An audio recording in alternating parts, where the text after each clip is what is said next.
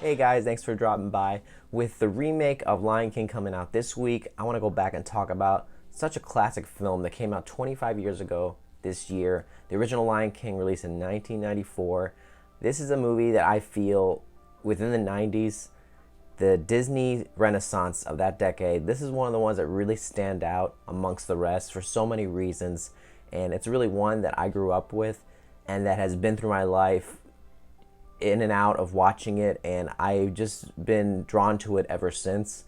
But before I get started, tell me in the comments below, what did you think of the original Lion King? And if you had a chance to see the new one yet, I'm seeing it in a few days, so we'll see if it compares to the original. Probably not. And don't forget, consider clicking on that subscribe button and that bell in order to hear any more notifications from me for your future enjoyment. To start off, this is a movie that was made during a time for Disney when they were just finally reaching their peak after a not so great last few decades in the 70s and 80s with most of their movies. And some of their movies weren't as good as they were in the 90s. I like them all, but when it comes to what we saw right when Little Mermaid came out in late 80s, that's when they really reached their peak. And then we had Beauty and the Beast, then Aladdin, and now here we have with The Lion King. And this is a movie that at the time some people were considering it wouldn't be as a big of a hit as those other movies were. Just from that opening moment on Pride Rock and you hearing The Circle of Life, I mean, I was 9 years old when I saw that,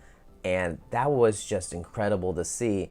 And I knew I was in for something really big. The voice cast is interesting considering it is the 90s and you have a lot of iconic actors for that time. You had Jonathan Taylor Thomas, Matthew Broderick doing the voice of Simba, Jeremy Irons does Scar, you have Nathan Lane doing Timon, and then you have James Earl Jones, of course, doing Mufasa.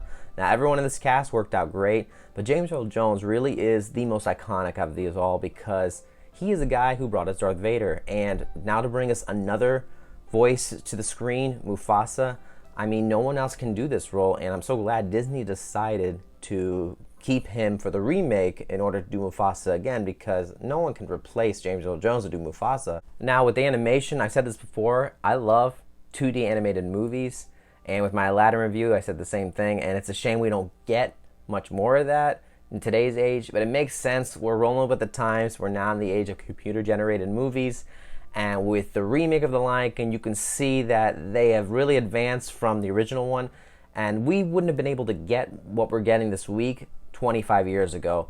And at the one that was made 94 made today, it probably wouldn't have been as impactful. So it was made to be in that time period, so it makes sense. But I really wish Disney would do more of this handwritten animated movies, because you can tell the amount of work was put into it. And the original one was actually made, for most of the sequences were handwritten in Hollywood studios back then, MGM Studios here in Florida. So we have great animation, we have a great cast, we have a great score, and great memorable songs that will be carried out throughout everyone's lives growing up watching this movie.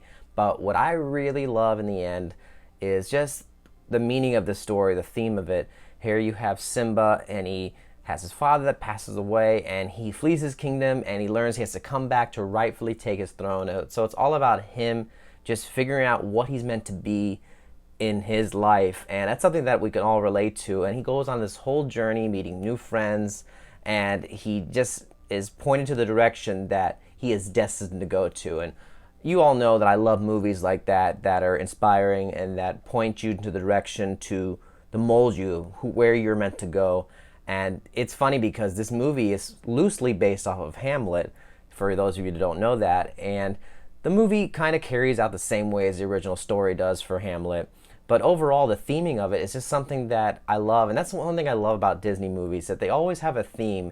Whether you're striving for something, you are going to the direction to something you want to make in your life, a goal. And it's just inspiring. Even though it's just kids' films, it's something that we can all relate to. But this is a movie that will always stay close to my heart. I don't think the remake will exceed this one. I don't think a lot of these remakes really do exceed the originals. I have fun watching them, but I don't have the expectation of them being better than the original one. But we will see what I think of that. I'll be seeing this in a few days. I'll be reviewing that for you guys. But tell me in the comments below, what do you think of this Lion King movie, if this is your favorite? Or better yet, I want to hear from somebody that may not like it as much as others do, because I know there are a few others that don't really care for this movie. But share in the comments below. Thank you guys so much for watching. Don't forget to give it a like. Don't forget to subscribe to hear more reviews from me. Y'all have a great day. I'll see you later.